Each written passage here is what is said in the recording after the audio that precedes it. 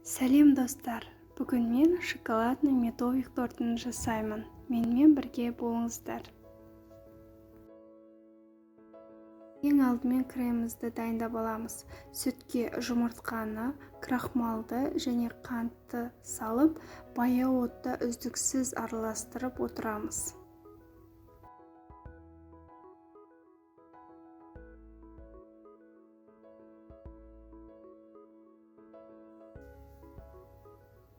Крем қоюланып, осындай көпіршіктер пайда бола бастаған кезде оттың астын өшіріп, шоколадымызды салып, жақсылап ерітеміз. Мінекей біздің креміміз дайын. Ал енді коржикті дайындаймыз. Ол үшін водяной баняда маргаринді, жұмыртқаны және қантты салып ерітетін боламыз. Содан соң 3 қасық балымызды қосып араластырамыз.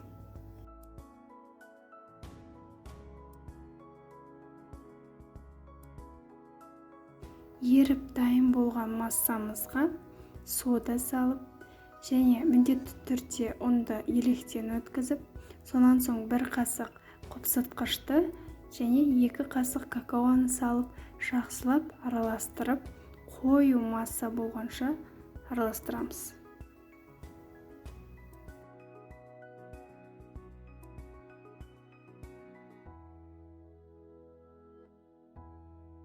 Дайын болған массаны мұздатқышта 3-4 сағат сақтайтын боламыз.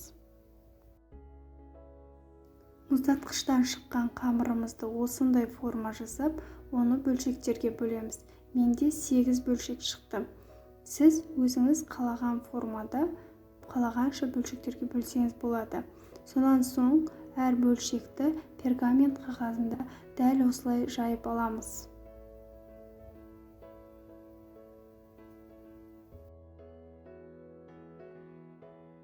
Қамырымызды жайып болған соң, қызып тұрған пеште 180 градуста 5-10 минутта пісіріп аламыз.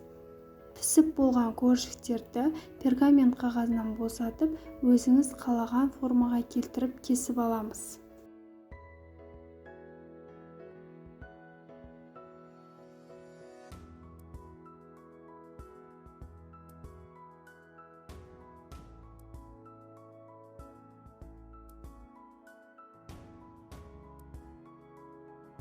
Ал енді тортымызды жинап бастаймыз.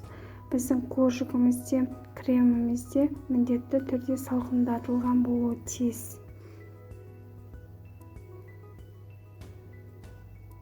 Ең соңында жаңағы қалдық коржиктерді рәсемдеуге пайдаланамыз.